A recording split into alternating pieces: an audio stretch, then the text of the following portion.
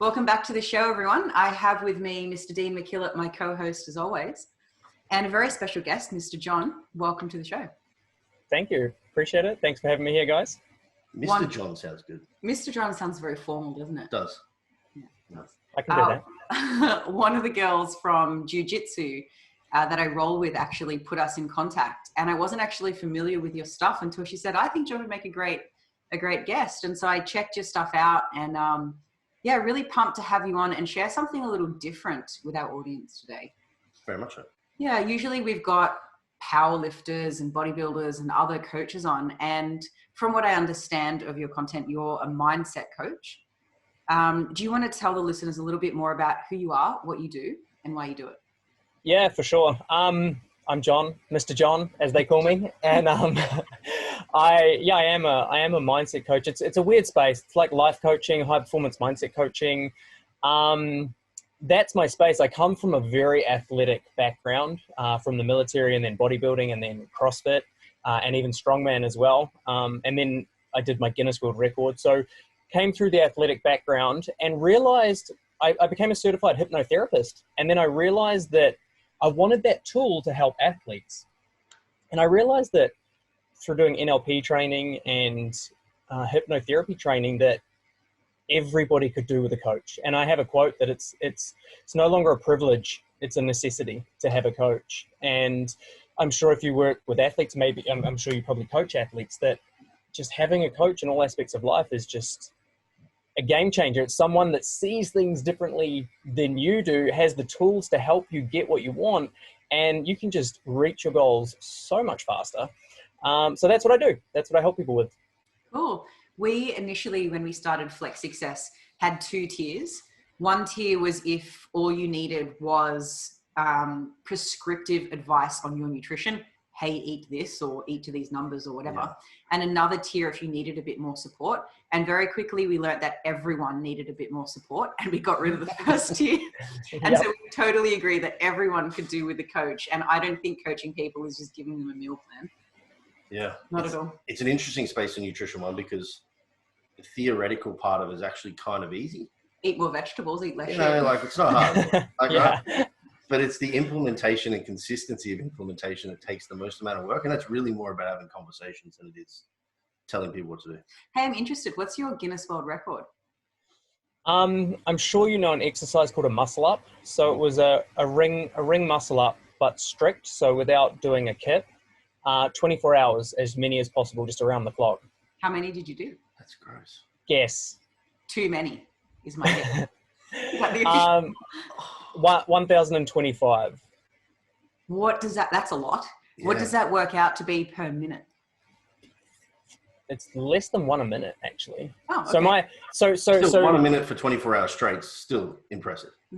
My strategy was 1 a minute for 45 minutes and then 15 minutes to like go to the toilet, eat some food, and like I had to keep taping up my wrists where they kept sort of the skin would come off. So just I did that and I maintained it. On the last minute of the 45, I did a double just for like morale.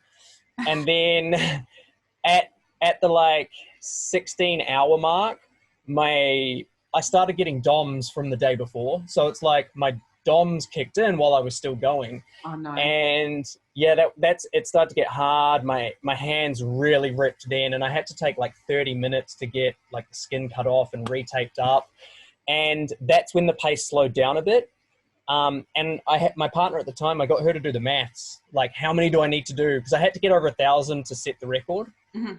And I was like, do the maths. And it came to it that I could no longer take rests. I literally just had to do 1 a minute. So that's what I did. I just, from that point on, for those hours, I just did 1 a minute for as long as I could. I probably failed about 8 over the whole 24 hours. But yeah, got there in the end. I was going to say, what was the aftermath though? So I couldn't open door handles. So obviously that pulling and then pressing, it's like the long head of tricep was just devastated. But wrists, because you're doing it with what's called a false grip, it's not your hand holding the ring, it's your wrist. And so I couldn't drive a car. I couldn't open door. I had to open door handles with my elbows. I love this. What about going to toilet? Yeah, so for the first, my partner helped me for the first few days until the acute inflammation went away. And then I got into it, but it was like, have you seen that movie? Like, I think it's called Scream or Scary Movie, where that guy's got his like little hand, like his little strong hand. Yeah. It was like that. And I couldn't drive, but I think about 4 weeks, and it was kind of just achy, but I could function. That's good. 4 weeks or solid. Do you still have it? Oh yeah. Yeah, I do. Yeah, I've still got it. I mean, from doing CrossFit, the reason I did the Guinness World Record, one, because I wanted to set one before I died. Two, I was in a toxic relationship, and I'd lost my mojo, and I needed something to like stimulate me. So I decided, 12 months prior, I'd do that. But I also wanted to do something I love, because in CrossFit, you're always working on your weaknesses. So it's like, it can be not that enjoyable training sometimes.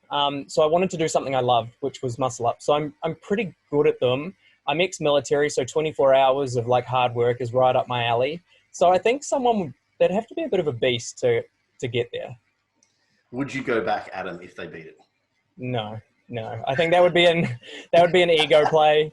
No, I wouldn't. Yeah, the aftermath. I want to find like the most ridiculous Guinness World Record that I think I could beat. Yeah. Like I don't know, the most amount of dogs I can hug in one day. What about the hottest temperature coffee you can drink? I probably already hold that. I drink straight out of the kettle, John.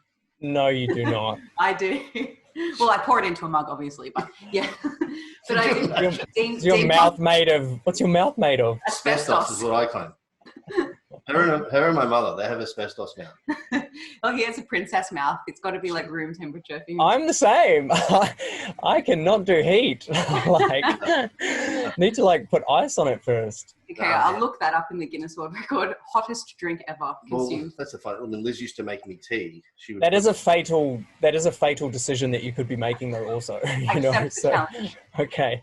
It can't be as bad as, I don't know what country it was, but there was a country that I once saw a small docu on where if they thought the female was cheating on the husband, they would take a cast iron out of fire and put it on her tongue. And if her tongue blistered, she was cheating. If it didn't, she wasn't. Oh, what? That's a surefire way to see someone. So they'll beat you straight away. You're not going to win that battle. Oh, God. Far out. And I'm also interested, what got you into hypnotherapy?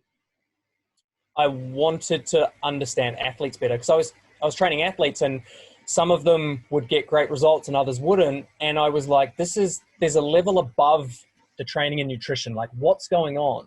And so I wanted to learn about the mind. And he's now my friend. I met a guy and he was a hypnotherapy teacher, and it was just the perfect timing. And I signed up for the course and went and learned it. So that's what it was. Yeah. Just trying to understand athletes more and mindset more. Okay. And I know nothing about hypnotherapy.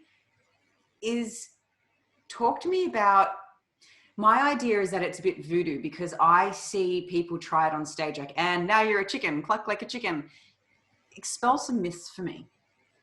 Okay. So the when you see someone in a trance, so that's when they're implanting the commands into them. If the person's in a trance, they're going to be in like an alpha theta brain state, which is, with our brainwaves, delta is a slow brainwave. That's when we're asleep. And then theta is the next one. That's really drowsy. It's still slow. Alpha is a relaxed state, which is a bit faster. And then beta brainwave is when we're active. Like now we're in beta, we're doing stuff. As children, like newborns would be delta. That's why they sleep so much. They're in delta a lot of the time. And then like after sort of 2 years old or between 1 to 2, they'll switch into primarily a delta. And then after that, it's sort of, delta theta. And then after that, it's kind of theta alpha. And all of those brainwave states are input states. So that's why children just absorb. They could learn like 10 languages if you had the time to teach them 10 languages, because their brain is in a state where it's not outputting. When they hit about teenage years is when they go full beta. And that's why you get, the know-it-all. The know-it-all is because they stop having the input and absorbing, and they start having an output brainwave. So hypnosis is getting someone into a theta brainwave, and of course the person has to want to do it. Like, they have to want to be being hypnotized. So you'll bring someone into a theta brainwave, which is ultimately single focus, narrowing focus, relaxing, calming, and that's going to bring someone into a theta brainwave. And then you can plant suggestions into the person's mind because they're in an absorption state. And if there's enough leverage there, like if there's enough reason for them to absorb the embedded command, it's called, they're going to believe that to be true and act in that way. If you're doing stage hypnosis, which is very different to like clinical hypnosis, where you're actually doing therapy with people. But that's ultimately what hypnosis is. And what might be a command, like your rape was not your fault, or you were not a smoker, or something like that? Yeah, so it can be smoking is the most disgusting, poisonous, despicable thing, and it's costing your family, it's costing your children their future, financial freedom, whatever so you obviously get to know your client. And because what someone values is the point of leverage. So for example, if you value hot coffee, that would be like a point of leverage for you. If I wanted to make you do something, I could say, look, I'll buy you a hot coffee. If you do this, you're going to be like, I'll do it, right? And so when you get to know your client, you find out where their leverage points are, and then you plant commands in that ultimately leverage them to create the change. Mm. Is the impact more acute or long-term? Or is it like something you have to repeat? It depends. So repetition or like intensity, same as training, right? You either do high volume kind of training or you do high intensity, lower volume. And that's like your total kilo, especially if you're working with powerlifters. You base a session on like tonnage, right? So same with changing someone's mindset. If it's intense enough, the change will be instant. If it's not so intense, it's going to need more volume, more repetition. And what I mean by that is if you went swimming on your surfboard and a shark came up and ate the person next to you, that's going to be really freaking intense. And when I talk about intensity, it's emotional intensity. So that's really intense. So you're going to be like, oh my God, I'm never surfing again. Like, surfing is dangerous. That could be a belief you then have. Whereas if you just tell people, look, surfing's really dangerous, if it's got no emotional intensity to it, it's like hitting a nail into a piece of wood. One or two, it can kind of fall out. But if you keep hitting it home, that belief is really going to sink into someone. I understand. Okay. Do you find that your time doing hypnotherapy as the hypnotherapist has helped you in your current mindset coaching, or do you feel like they're separate? Totally interlinked. Okay. So there's conversational hypnotherapy now, which can be just when you're communicating with someone. It's called Milton model language. It's a type of language pattern that puts someone into a trance. Like right now, both of you are absorbing what I'm saying. And so I could literally be lying to you about all of the stuff I just said, but because your analytical minds are down, I could have literally just lied about everything and you'll be like, yeah. And then you believe it to be true because I've just told you it. Ultimately, that's hypnosis. So if there's someone that you trust, they are ultimately hypnotizing you because you are not sort of challenging their view and you're open to learning. So conversational is my favorite because people don't even know it's happening. Does that mean that people with like a really analytical mind, maybe those that are scientifically trained, are harder to hypnotize? Yes. Yeah. Less suggestible. So the more analytical your mind is, the less suggestible you are. The less analytical you are, the more suggestible you are. Yeah. Because I can imagine like my brain is trying to think, oh no, it's interesting. What about this? And then what about that? As opposed to just thinking, that's true. Oh, interesting. Wow. That's great. Yeah. So okay. Cool. There you go. Yeah. My only exposure to hypnosis was, like I mentioned, on TV. But now I've thought of another one. My friend, Tony, from high school, her dad was into hypnotherapy, as well as being a black belt in karate. Did you know that? There you go. Fun fact. And I spent some time with a family, and he did this one thing on me where he said, okay, now hold up a bucket. And for those not watching on YouTube and just listening, I'm holding my arm up like parallel to the ground. And he goes, now imagine you're holding the bucket, close your eyes. I'm pouring a bit of water into the bucket. The bucket's getting heavier. Anyways, at the time I was like, oh my goodness, I could actually feel this bucket getting heavier. But now that I'm a little bit older and I reflect on that, I'm like, I was just holding my arm up and my delt was getting fatigued. Like, of course the bucket was feeling heavier. So I thought hypnotherapy is bullshit because that was my only exposure to it. But of course, I'm sure there's a lot more. Yeah, there is, but that is that's an activity you can do with people for sure. So before you hypnotize someone, you do a suggestibility test, and that is one of the suggestibility tests. So if you can take them through a simple test like that, and they are feeling the bucket getting heavier, or you can do ones with like having your hands glued together. So if they are experiencing that and they're suggestible, then you would go ahead with the hypnosis. But if they weren't, you'd have to sort of build a bit of bond and more rapport and really clear any of the blocks that are stopping them, like letting their guard down ultimately. Interesting. So you were suggestible. I was a child, so yes, I was. That's what he said before. Go figure. Indeed. Now, Dean and I checked out, some of your videos and your website and stuff. And some of the things that you talk about, like taking action being the only way to success. What sort of action exactly are you talking about? And what do you think are the kind of roadblocks that people typically run into? I mean, without being sort of everybody know, like fear is what stops everybody, whether they know it or not. There's some fear of more often than not, it's judgment when we really dive down. And even if people say I've got a fear of failure, it's like, well, you're actually scared of what people will think if you do fail. So fear of judgment is what I find to be the biggest thing that trips people up. And what I mean by take action is we've got this moment in time where we're like on the fence of doing something, and that fear is present. And obviously the opposite to fear is courage. And so it's in that moment where we need to just focus on being more courageous as opposed to less fearful. I think people try and avoid fear, but it's always going to be there. The key is to focus on courage. And so cultivate more courage. And as soon as you start cultivating the courage, as opposed to trying to avoid the fear, that is when you're going to start sort of taking the action. And look, this is getting pretty deep, but this whole world we live in is in perfect duality. So fear and courage come together. You can't have one without the other. The same with success and failure. They're two sides of the same coin. So a lot of people will have fear come up and they'll be scared of failure. And it's like, you have to experience failure in order to succeed. It's a universal law that cannot be avoided. So I don't, and I'm sure you'll say the same, and anyone listening or watching, we don't know what's around the corner. If we start a new business, it's like, it could fail, it could succeed. The only way to find out is to live that experience, cultivate the courage, take action. And if it does fail, it's a lesson. It's not really a failure. And so just massive action, consistent, massive action. Because you fail until you succeed, don't you? Mm-hmm. Yeah, I remember Dean has a friend close to him who drinks a lot. And he's always going through the whole, that's it, I'm not drinking anymore. And it happened again.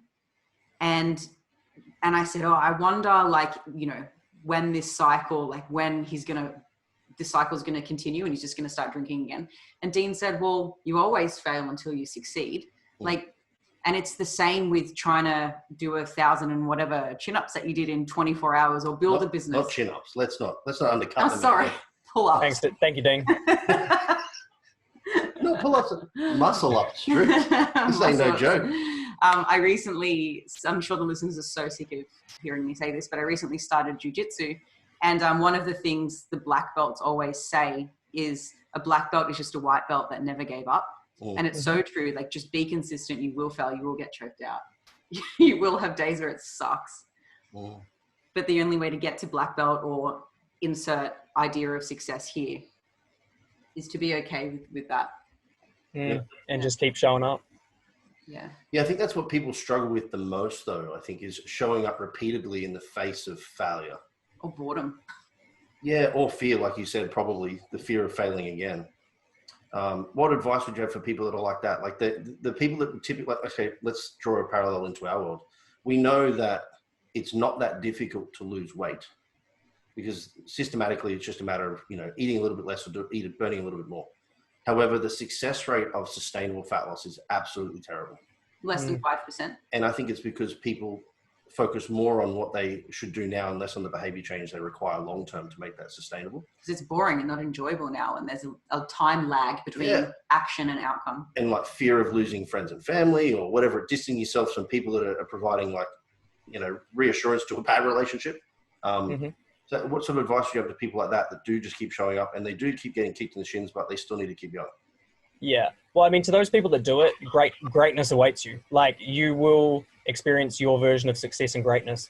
For those that don't, it's not the end of the world. But like you said, Dean, there are deeper habits that are, you know, call it self-sabotage, that are stopping this. And I always talk about the 4 sort of biological needs that we have as human beings, which trip everyone up. And that's, I think you said, boredom as well. Like, dopamine is something that if we don't learn how to manage, it's always going to entice us. Oxytocin is another thing. And you said as well, like losing your friends, losing connection with people. That's our oxytocin chemical. Serotonin is our significance chemical, our need to be recognized. And so we aren't going to want to fail because that's, you know, that's ultimately making us not good enough, insignificant. And the last one is cortisol. If that's running our life, if we're stressed, we're always going to be coming from a place of survival. We're always going to be in the fight or flight, sympathetic survival state, and not making choices that are abundant and best for our future. So if our chemical body is running us and we don't have the consciousness and awareness to discern, and I call it playing a spiritual game, because your chemical body's either in charge, or your conscious mind and your will living a greater purpose, which is ethereal. Like, you can't touch it. It's in the future. It's your imagination ultimately. If you do not have that strong vision of the future pulling you forward, you're going to go with the short-term gratification that your chemical body is built for. Sounds like our fleeting happiness conversation around food. Yeah, absolutely. We're just cavemen living in the 21st century, right? And our biology hasn't quite caught up yet. And when we are, living in the wild and the food is abundant and nothing is promised tomorrow, it makes sense to make decisions that feel good now, that fill us up now. Because like I said, tomorrow is not promised. But we live in a different world now, just with old biology. So it's really important to... The things that serve us in the future generally don't feel great now. Like to eat the salad, to go to the gym, like don't sit on the couch with a pack of chips. Like that feels good now, but sucks later. We need to do the things most of the time that kind of suck now, but pay off later. But it's hard to do, especially if you're not in the habit of doing it and you haven't received any payoff yet, because it feels like all this work for what? Yeah. And that's, I think, like, I just remember when I was there, when I started bodybuilding and things like that, I always had, I saw in your background, you've got like Arnold Schwarzenegger's book. I always had something I was aspiring to be. I had every bodybuilding magazine like stacked up to the roof, and I was always consuming content from people that were living the way I wanted to live and being the way I wanted to be. And that constant daily reinforcement of like, keep going, don't quit, eat this, don't eat that. Without that, like you said, yeah, people definitely go for that, the caveman biology, let's call it. And they don't have that vision. I can't stress enough. I am quite a visual person, but just that vision of how you want your body or your health or your financial situation or your life to be that's why I love meditation. And when you can become so proficient at visualization, in fact, I'll share a story in a moment, but when you can become so proficient at that feeling becomes more powerful than the feeling to eat chocolate or hang out with your friends. And so when we visualize, if we get really good at it, we can actually feel what it's like to achieve that body or that goal or that dream now. Like if we close our eyes and go into our mind and picture it and live the experience now, our body will start to release the hormones and chemicals that are equal to that success. And we will neurologically, like our neurons will start to wire together as if it's already happened. Biologically, the chemicals will be released as if it's already happened. And we're ultimately living in the future now. And we're building the mind and the body that is then capable of achieving that result. So I can't stress enough how important the inside world is. And I interviewed on my podcast, he was the number 4 in the world at squash. And he was just in the top 100, just training hard, grinding. And then he went to the Australian Institute of Sport. They taught him one visualization technique, very similar to this, like picture the result you want to get before it happens. And there's tons of science on this, and we can talk about it another time. But ultimately, he went from, I think, like in the 90s, 97, like quite low 90s, to 4th in one season. And he said it was 100%. And he said that whole season, he stepped onto the court every day going, I don't know, like it's not in my mind. I don't know how this person could possibly beat me. And out of a whole season, he lost 2 games ever. Wow. Mm. Far out. So he lived as his future self essentially until he actually met himself in the present. Make it to you, maybe? Well, yeah, a little bit. But you're actually laying the foundation. Then you're like putting in the wiring. It's like a computer. You're putting in the software. It's like upgrading your software so that when the event actually comes, you're already prepared to handle it. I do this before any huge lifts in the gym. I've never thought of it as meditation before, but I guess it is. I close my eyes. I think about like where I'm going to brace. I go kind of through the repetition in my mind, and then I do it. And I usually always get it. Unless you think you won't. Yeah. Well, if I do the little meditation, when I'm pretty serious about bench press, or was. And I used to do so many nervous wheeze before bench press. That's how serious I took it. She would set up and then go, 1 moment, please.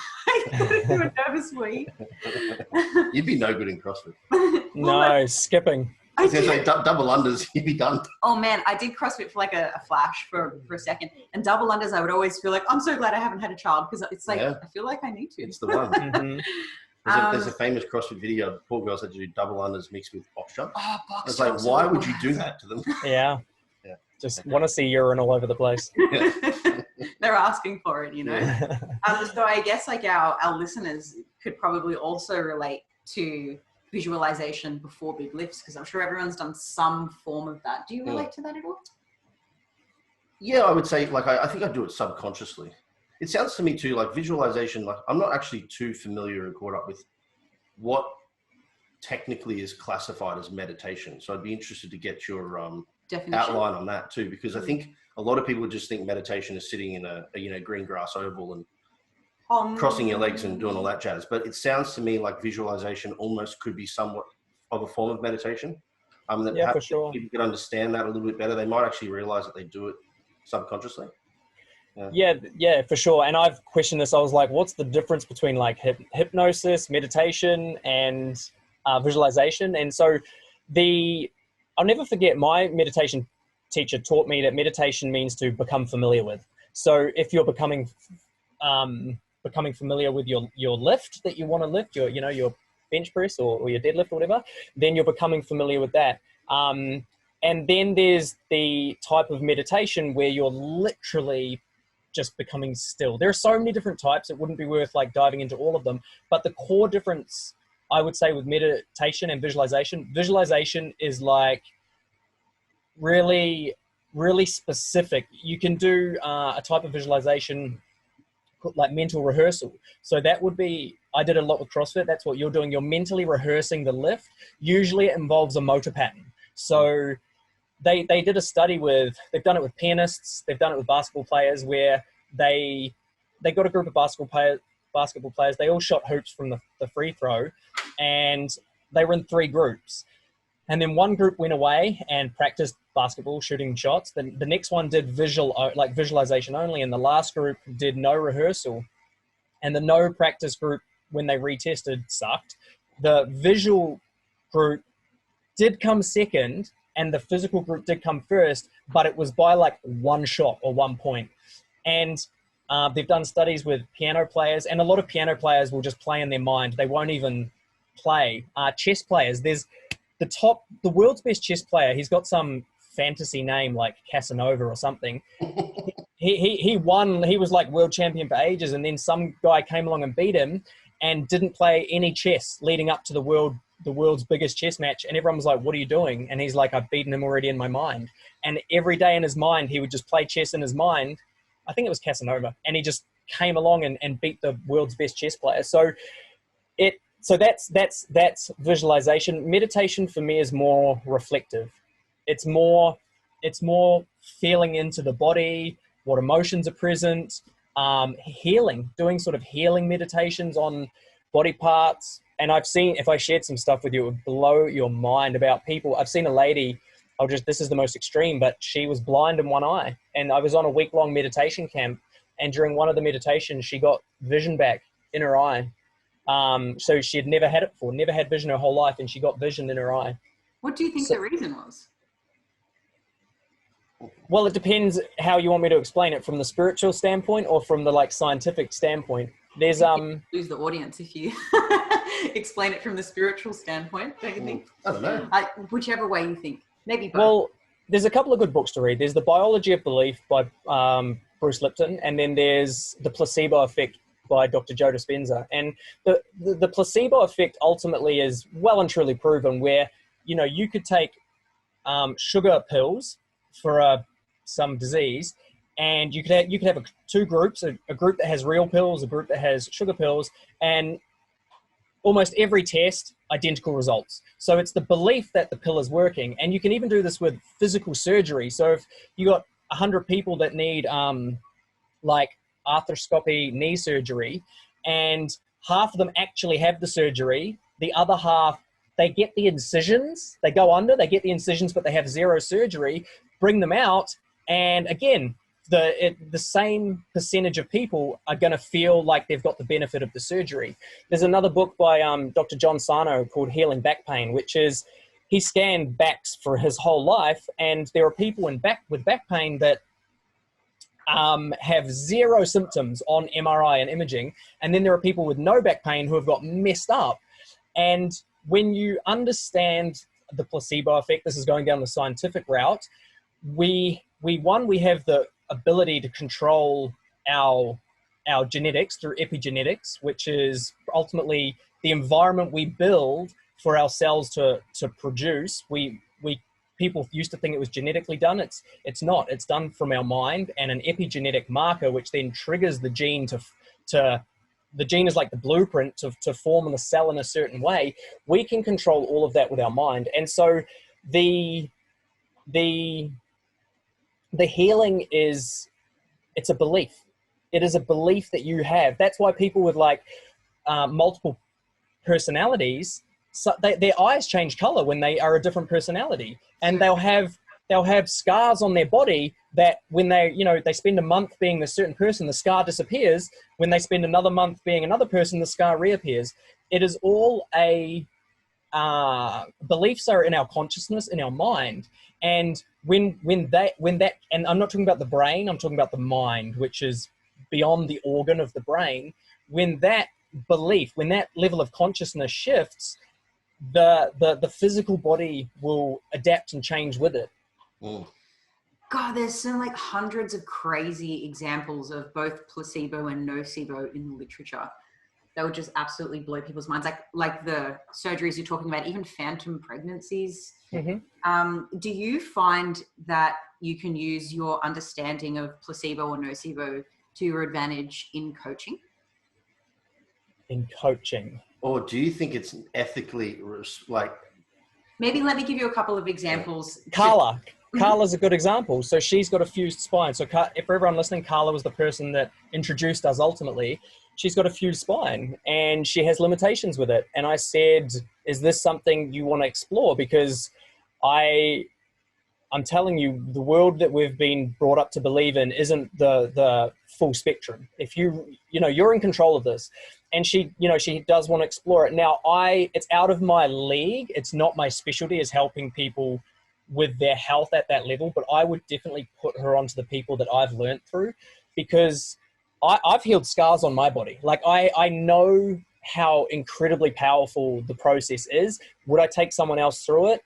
Probably not, but I would guide them in the right direction. I actually sent a girl, and she was on my podcast as well, to the week-long retreat I did. She had stomach problems. And this is going to sound crazy, and to all the listeners, just just listen to this with an open mind. So I sent her to this week-long retreat. It was in the US, and you do a lot of meditating, and she was under part of the meditations you can apply to have a healing. So she applied for a healing. And so you go out of the room, and everyone's out of the room. There's about 1,000 of us there. 800 of us are outside of the room, and the 200 people being healed are in the room. We go outside and meditate, and they measure the energy in the room, and the energy in the room gets to a certain point. We then re-enter the room, and we have 8 people to 1 person. And you form a cage around them, 1 at the head, 1 at the feet, and 3 on either side. And we put our hands into their energetic field, which is part of the electromagnetic spectrum. It's measurable. This isn't woo-woo. It's like a heart rate monitor, right? It can pick up on that as well. So we put our hands in the energetic field, and we meditate again. And so I've been to the event, and I've done it. I didn't get a healing, and I'm telling you, the most fucking crazy shit happens. Talk like exorcism style. It's nuts. People convulsing and all sorts of stuff. But my friend, Annabella, so she went and got a healing. And I'm going to say this, but please keep an open mind. These entities, ultimately spirits, entered her body and took control of her, and they popped her shoulder out like she was convulsing. She was like gone. And then they tried to bring her out of the meditation. The rest of the people had finished, but they couldn't get her out. And these entities were saying to her, don't let them wake you up. We're not finished. Anyway, they put chairs around her, and there's photos of it, chairs around her. And she eventually got pulled out of it. And the entities were like, we're going to be back tonight. Like, we're not finished. So she was there with her mum. It was the last day. She went to the Airbnb they were staying in that night, and her and her mum were sharing a bed. And she said to her mum, look, they said they're going to come back tonight. So if anything happens, like, I'm totally fine. They're good spirits, let's say. And she went to bed, and she said she just felt herself going into that state. And the entity said, like, we're coming in. She started convulsing in her bed. I'm getting goosebumps talking about this. Went through this whole healing process, was just being thrown around like a rag doll. She was still sort of conscious. So she said to her mum, like, I'm fine, don't worry. And she was just getting tossed around, and she had her healing. And like, I've did a full episode with her. She's a good friend of mine. Like, it's yeah, once you see this stuff and realize that this is actually real, you just can't live in the normal world again the same way. Mm. Well, the interesting thing is, I know you say, like, to people, like, just wait and have a think and, like, trust me, this is an open mind. The reality is if you had just taken this same story and said, oh, they went to an ayahuasca camp, or did mushrooms, everyone would be like, oh, that's really interesting.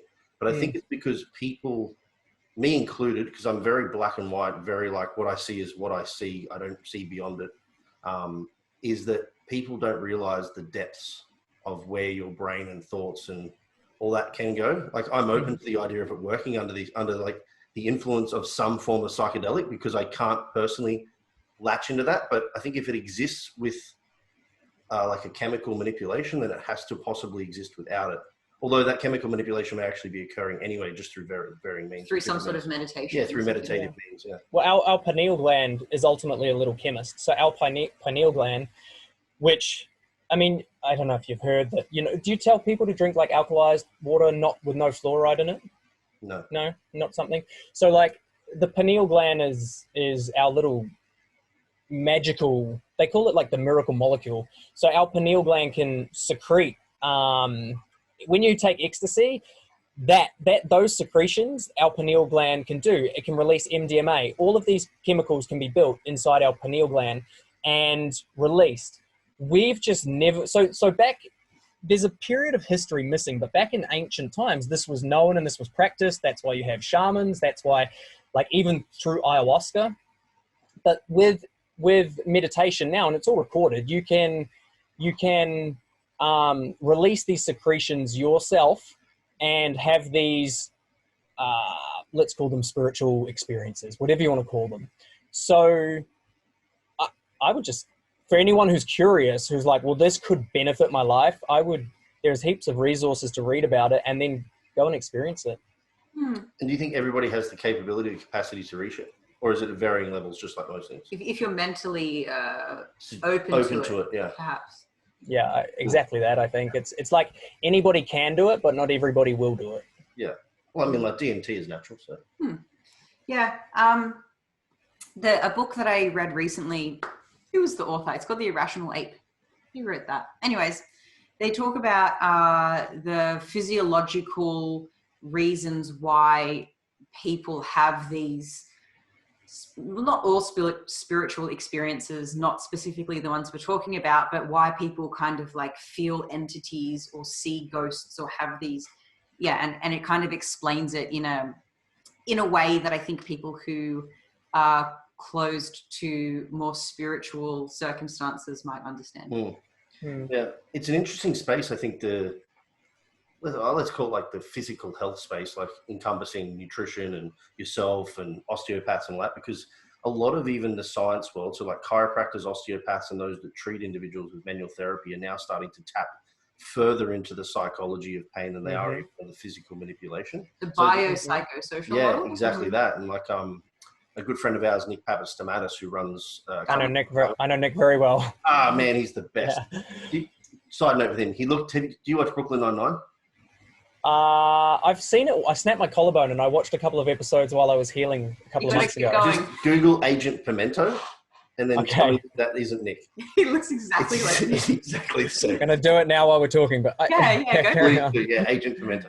And I was talking to him about centralized pain the other week with a client of mine who essentially just has pain that he cannot get around. And he said, I'm nervous. It sounds like central pain, which essentially is meaning he's saying to me, that's mainly controlled by his mind. I see a smile on your face. Have you looked at him? Yeah, looking at him now. He looks so much like Nick, doesn't he? Yeah. I think he looks more tan than Nick, but yeah. Nick on a holiday. I gave him a side-by-side and then sent it to one of his guys, Rich. And Rich just lost his shit and then sent it into the whole like work group conversation. Sorry, go on. But that was the point. Is that, he was talking about centralized pain and how that seems to be the toughest thing that he currently deals with as a practitioner. Because it's kind of like us. Like we say, I want to lose weight. No worry. A plus B equals C. Go do that. But the management of the individual within their like sort of environment is what controls it, right? And he's the same. Yeah. So I mean, there's a few things, and we may disagree here. I don't know, but. Because I was helping people lose weight and get fit, right? And there are some people you give the perfect prescription to and they wouldn't do it for whatever reasons. And so I was like, okay, there's something else at play here because they're eating the food, they do it, but there's something not working. And then I realized that sometimes it was their mindset. Like if they were carrying guilt, they were probably carrying weight. Like a lot of people that have guilt from their past will carry weight. A lot of people that have any emotions within, like depressed people with depression can sometimes struggle to shift things more. So I started to realize as well that emotions played a role with how effective the physical, let's call it prescription, the dose was. And then I, through training people again, I was like, well, the physical prescription's right. Their mindset's pretty good. And that's when I sort of came across the next realm, if you want to call it, which is what I call the spiritual realm, which is it's what you can't see. And I'm not sure how your book explained it with the ape book, but for anybody just wondering, like just learn about the electromagnetic spectrum. And you've got the colors of the rainbow and you've got red to violet, but under red is infrared, over violet's ultraviolet. We can't see that, but it's there. And that goes on and on and on times a million, like it just goes on and on. So there's all these frequencies and energies around us that we just literally can't tap into with our humanness. We need something more. And that's the realm that I would start to call the spiritual realm because our five senses can't really pick it up. Where would you suggest if someone was really interested in the electromagnetic spectrum, what are some resources that they could look into? I just Google the shit out of stuff. And when I can't understand, I Google and Google and Google, and I'll just Google. I just Google everything and read like scholarly articles, even though I can't really understand them, but I try and get as much as I can. I just use Dr. Google until a book comes up. But the electromagnetic spectrum has taken me a few years of Googling to fully understand how it really works and what it really is. It's like the space of unfathomableness. Unfathomableness. Yep, that's a new word. I like it. If you Google it for long enough, you'll find it somewhere. Now, the next question I have for you, John, is you talk a lot about building a success mindset. And I feel like I know what that is. I'm sure Dean has another interpretation of what he thinks it is. but so there's no kind of Chinese whispers. Tell me what you mean by that. What would be your definition? Yeah, that's a good question. I don't know if I have a definition of success. Mindset is the mindset you need to achieve what you want to achieve in life. I would say that's the definition, because a lot of people have dreams and I did a bit of research the other day in goal setting. About 3% of people achieve their goals. And that's not the reason, like, no, that's really not a lot. And the paradigm, the way I see the world, I put it down to mindset. So there's like 97% of people would not have a success mindset because they set goals and they don't achieve them. And so there are like layers to it. It's like, you've got to know what you want first and foremost. And then quite a lot of the time we have to become someone new to achieve our goals. Otherwise we're inside our comfort zone. And that's where most people push up against resistance and stop. Whereas if we understand that our mind is malleable, it's neuroplastic, meaning we can literally rewire it to form a new identity, a new belief system. We can achieve our dreams. Of course we can. And so that's the success mindset, is going, I want that, but I have no idea how I'm going to have it. I need to mold this character, this person I am, so that not only do I believe, but I have the tools and the strategies in order to achieve that dream or that goal. Which is really where a good coach can come in handy. Mm. Yeah, it's filling the space between the disconnect between the goal and the action. Yeah, or knowledge and action. Yeah. So James Clear in his book Atomic Habit talks very similar to what we're talking about right now. I want to reach this goal, but I'm not sure exactly how to get there. And you mentioned identity just recently. And James Clear talks about habit change as in 3 different spectrums. With people think what I need to do is I need to change the behavior and then eventually my identity will change. But he says, no, it's inside out. You need to change your identity first. I'm the type of person that goes out and chooses the good option on the menu. I'm the type of person that doesn't smoke. I'm the type of person that, spends within my means or something like that. So we need to change the beliefs we have of ourselves. Just like you said, we have a malleable mindset, or our minds can be changed. Or what was the wording that you used? It was way more articulate. Neuroplastic. Yeah, neuroplasticity. There you go. And I think that James Clear's ideas of how we can change our habits, and I guess our little habits over time kind of make us who we are. And we're in this position right now because of all the millions of little choices that we've made. And it starts with identity first, not last. Mm-hmm. Yeah, we get in life equal to who we believe we are. So if we believe that we're a cleaner, we're literally going to wake up every day and go and clean things. And until that belief changes, like even something simple, like I believe I'm more than the cleaner, that's a starting point. But there was a point in time where I was in the fitness space. I was running an online fitness program and I'd done hypnotherapy and I wanted to move into the mindset space. So the mindset space was my future, but my old self was in the fitness space and my identity was split. And people would ask me, what do you do for work? Because I guess your vocation is kind of one of your biggest anchors to your identity. And so I would say, I'm like a fitness coach, but I'm also like a little bit of mindset coach. And I carried that identity and I carried the energy of that identity, which was a bit torn and split, unsure. Both businesses were like failing. And I needed to make a clear cut, like, who am I and what do I do? And so that I decided in that day that no more fitness. So I was working part-time at a CrossFit gym. I rang the guy. I was like, I'm done. I am no longer a CrossFit coach. Like, it is not part of my identity. To my online fitness business, I made a decision to sell it. And so I eventually found a seller. It took a while, but I said, I am no longer, I am not a CrossFit coach or a fitness instructor. I was working with movie stars when they came to the Gold Coast to work on films. I would train them as their trainer. And I rung my friend up who got me all the gigs. And I was like, dude, I don't want any more gigs training celebrities. That is not me anymore. And as soon as I did that, and I say to people, it becomes real when you change your Instagram bio. And it used to be your Facebook status. Yeah. Got to keep up with the young ones now. So I changed my bio and I got rid of all of that fitnessy stuff. And I said, mindset coach. And that's when it all started to become real. That's when my content became mindset. And it was through that shift in identity that I changed careers and, changed my life, so to speak. I love that. Yeah. That's really cool. Is that why before we started recording, I said, oh, we'll just see where the podcast goes. You can take your shirt off. You were like, oh, I don't think that's going to happen. Now that you've moved away from fitness, you don't want to show off your physique anymore. Wow, maybe. You mean to tell me there's no calendar for the mindset coaches like there is for the diaries? Yeah, we need a mindset coach calendar. You guys can just show off your big brains. I reckon It's not a big brain. It's a well condensed brain. Oh, I was about to drop a 9-9 joke about wet brains, but you wouldn't get it because you don't watch 9-9. You got to get back on it.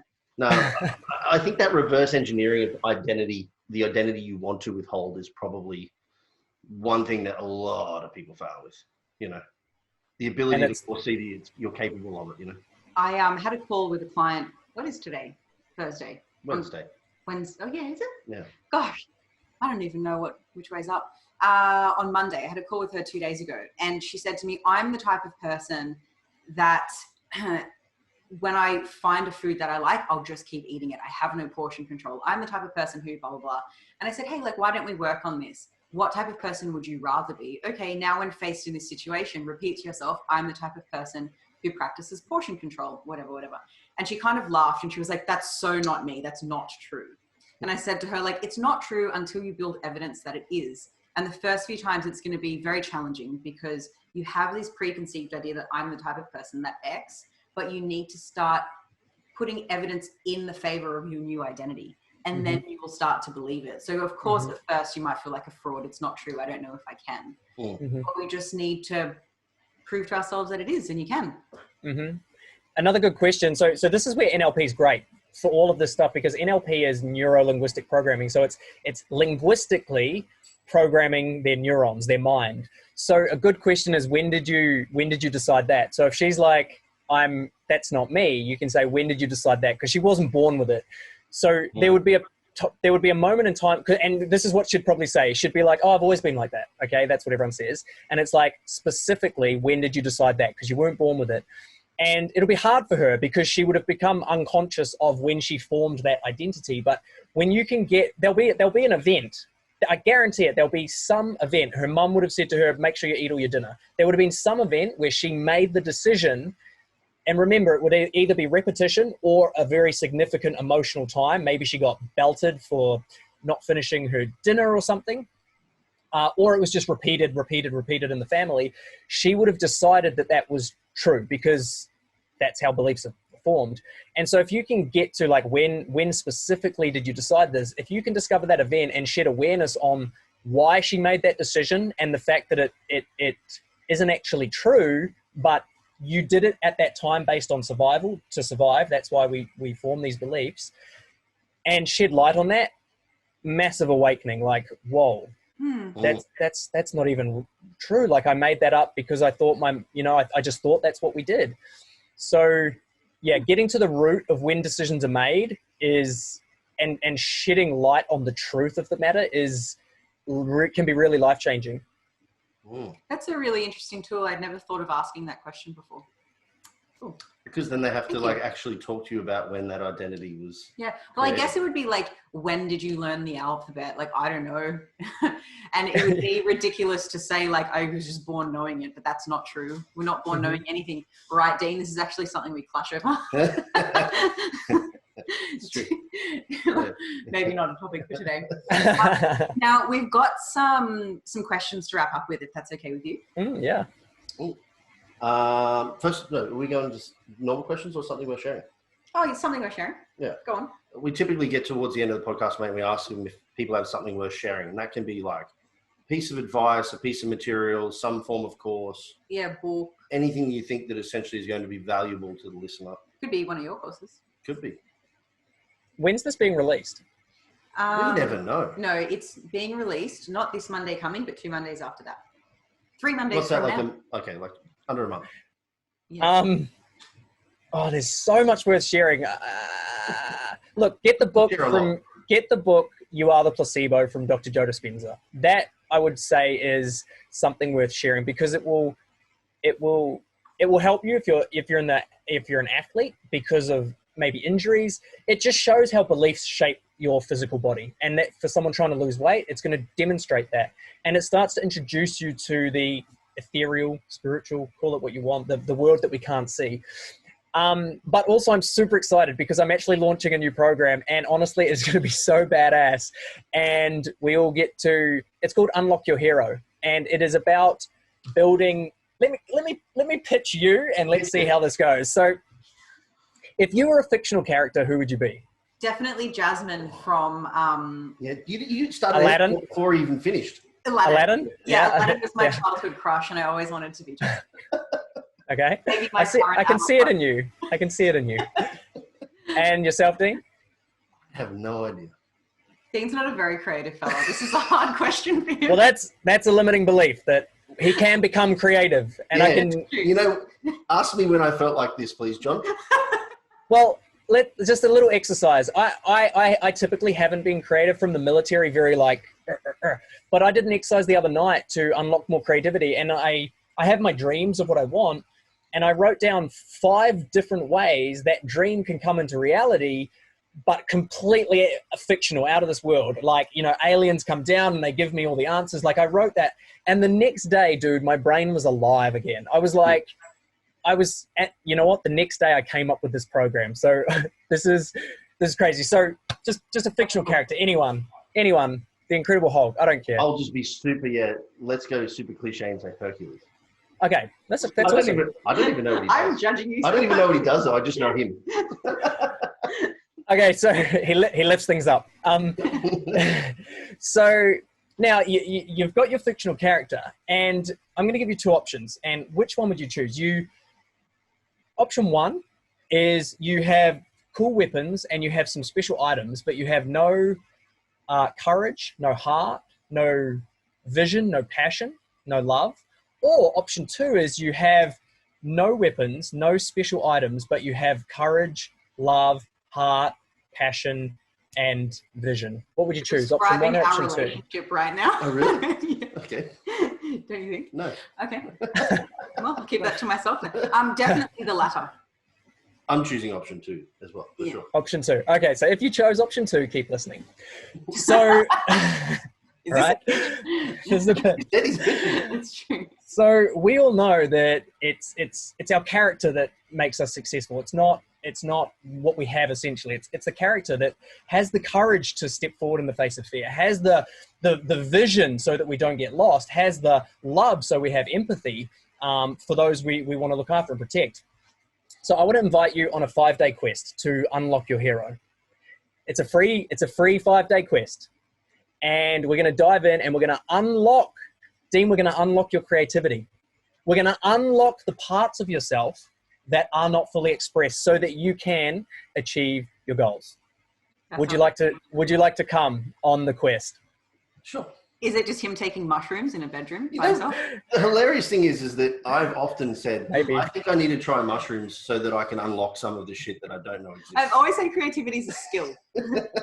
We're down your quest. Okay, so I'll share one other thing quickly. So that morning, the next morning I woke up, I did have a microdose of mushrooms, and I came up with this whole idea. And so I'm obviously a good coach, but the coaching space can be quite monotonous. So I've literally built this program, and it's got game theory in it. So you do tasks that unlock points which you can spend on your character. So there are tasks like creativity tasks where you would go and you would post that task in the Facebook group, the creativity, and then I would give you the 200 points to spend on your character. So you can.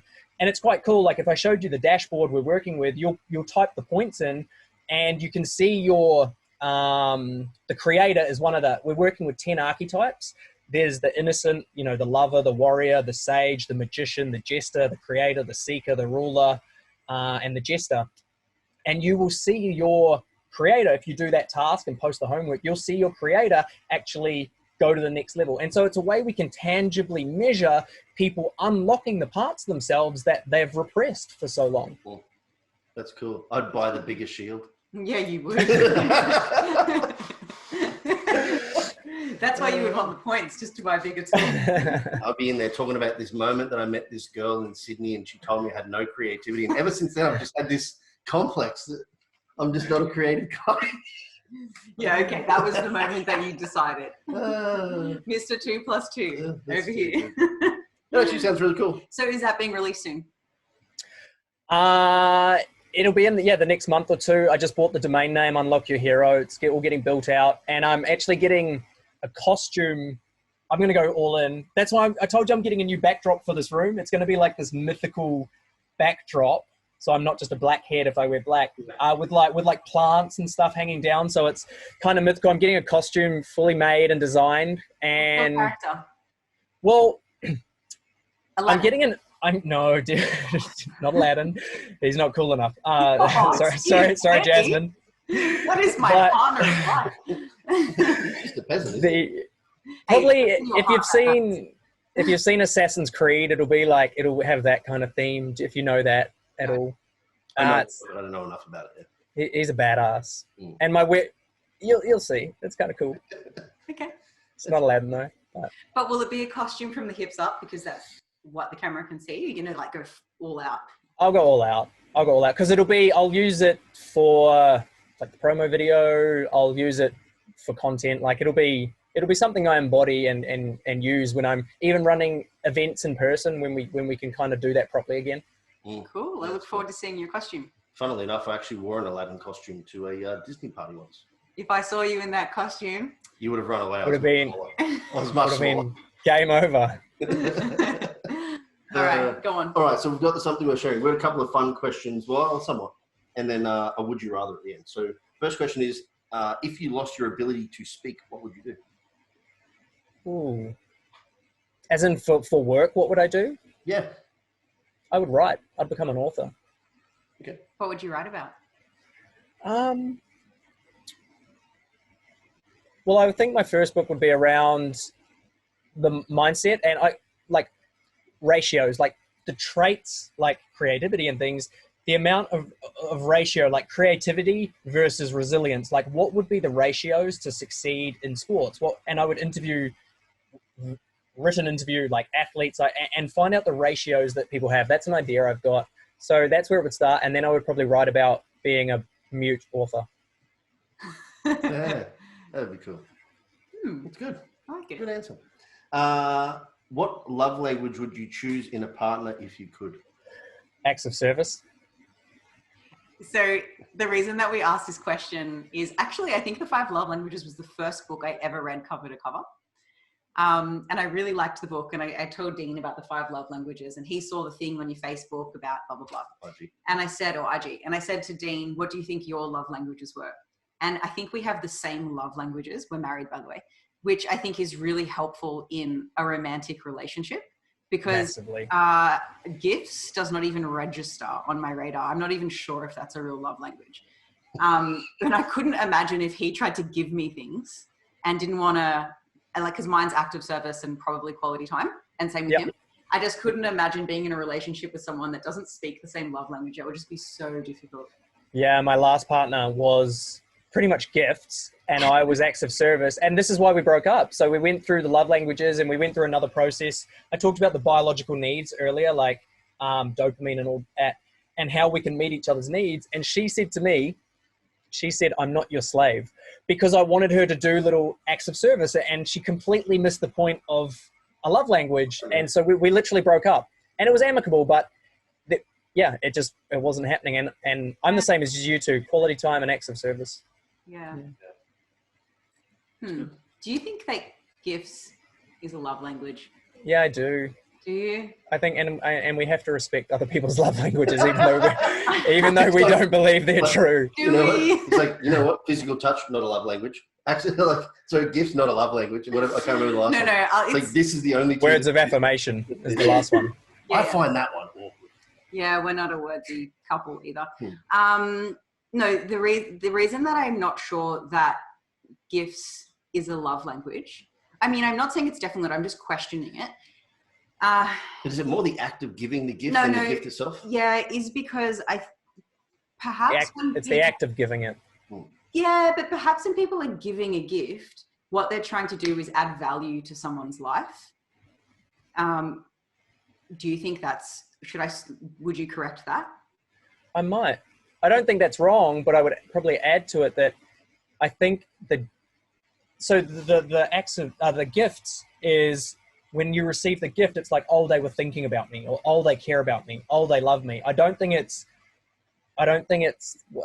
like to add the value to their life. I think it's just a message to them in their brain that, and again, when did you decide that? Like, find out when this started for them, because they would have seen it growing up, or they would have had, their parents always bought them presents. And so it's a belief. They've got a belief that that's how you receive, that's how you give and receive love. And so I would just say that that's in their brain is registers like, tick, I'm receiving love right now. Not necessarily I'm receiving a gift that's going to add value to my life. Okay. I recognize my bias in rejecting that as a love language because when did that begin? Oh, well, when did that happen? Discussion. Yeah, so my dad used to give me stuff instead of spending time with me or actually being a dad. So I recognize my bias in rejecting that love language. And I hadn't really thought of that love language in the way that you worded it. I do think, though, that some people might actually give a gift because they think I'm adding value to someone's life, or I want them to know that I'm thinking of them. But maybe that's just an act of service reinvented. I don't know. I think it's still right. I think that's absolutely, if someone is more maybe rational and like masculine or functionally minded, they're going to go, well, this person can put this to good use. You know what I mean? And so it's still an act of love from that angle. Okay. Yeah. So obviously, if we have neuroplasticity, do you think that a love language is malleable? Yes, 100%. And the more, so like a bit of spiritual talk, like judgment is kind of the thing that keeps us less spiritual. So if we can appreciate and accept, we're getting closer to wholeness and togetherness. And so is your dad still around? Yeah. Jasmine? Yeah. Oh, I like it. Yes, Mr. John. So if you far more suggestible right now. if you did some work around, like with your dad and have the conversation, this is the fucking problem. I will not talk to him. He was not invited to my wedding. So there's some, I'm just saying there's some healing to do, and you'd find that if you broke down that judgment or that barrier that you have for your dad, you wouldn't reject that love language. So someone who's quite done a lot of personal development work, they won't have a specific one. They will appreciate all because they won't have biases or judgments and like concrete beliefs. They'll be very like, in this moment, a gift would, mean the world to me in this moment, as opposed to I'm really rigid in what I perceive to be, a showing of love. Okay. That's me. So it's malleable. What's you? In that I can appreciate all of them at varying times. Do you hope to get to a place where you don't have a love language and you can appreciate them equally? Yeah, but I mean, even for me, that scares me because I know what's involved in doing that. Yeah, I do have appreciation for them, but I'm still biased because of my functional mindset is like, what's the point in a gift? You know what I mean? So it maybe scares me a little bit. That's because I would have to change my identity. There's part of me, there's a belief in me about me that I would have to shift. So do I hope to get there? I've never thought about it, and it scares me to think about. So it's maybe something I should explore. Okay, but maybe not a priority because you're happy with your current identity. Yeah. Yeah, I was going to say, I feel like mine have potentially shifted with varying partners and varying times of my life, naturally. Like they literally have been malleable to the scenario that I'm in because I'm not really biased, I don't think, towards them. Other than I definitely think acts of service is probably my primary one. But I for sure could have moments in time where like quality time isn't necessary for me to feel close to that person. Mm-hmm. So that can change too. Okay. Depending on how annoying I am at the time, I'm sure. Yeah. I'm just like I'm a very neutral human. Yeah. So I kind of go both ways. You are very... I'm about as... He doesn't have feelings. I'm vanilla. Liz used to call me.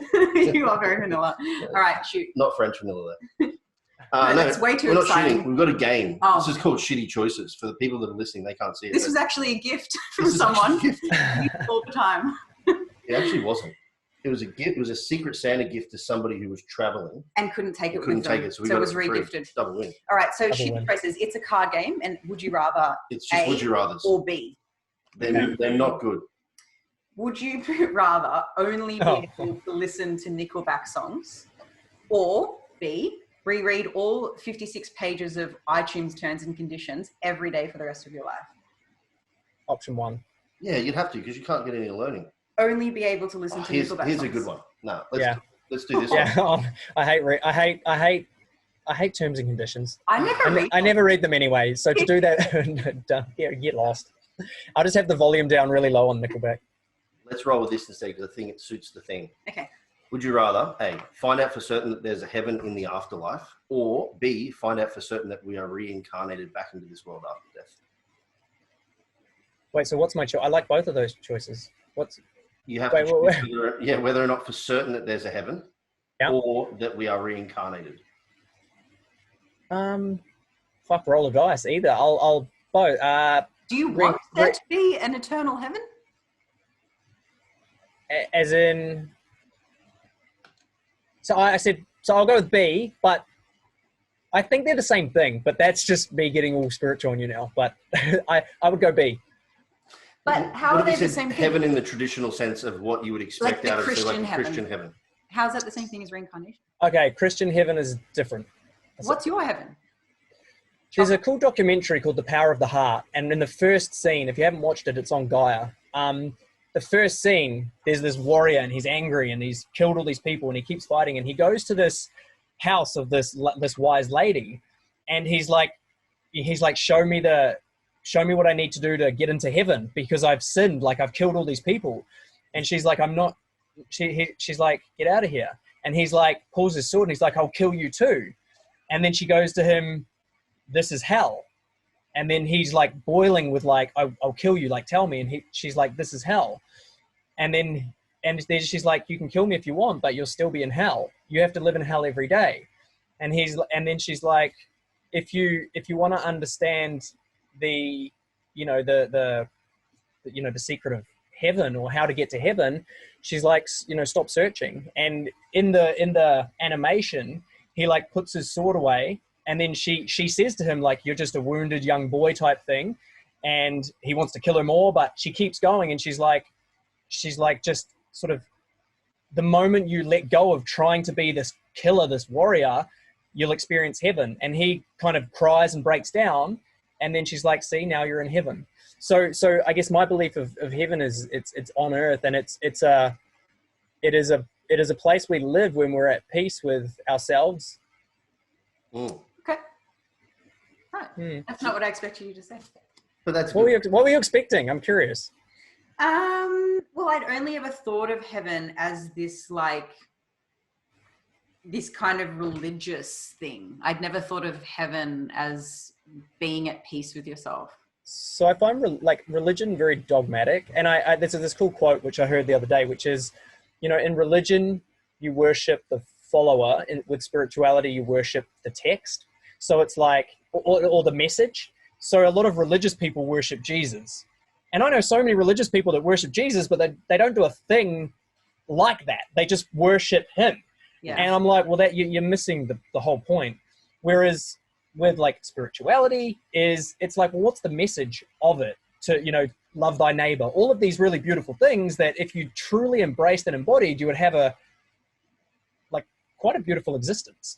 Mm. And so I think, religion I'm not a fan of. I think it causes more separation. I think spirituality causes more unity. Mm. Well, we can't disagree with you there. And that's a lovely thing to finish on. That is a lovely thing. John, if people wanted to seek your services or learn more about you or what you offer, where would they find you? Or do the 5-day quest? Or that. Yeah. I think Instagram is the best place, at John Templeton Official. But I'm on Instagram, Facebook, LinkedIn, YouTube. But Instagram, I'm probably the most active on, although I haven't posted for 4 weeks because I'm building this cool new program. But yeah. Cool. You would have sunk down in the algorithm somewhere. I'm gone.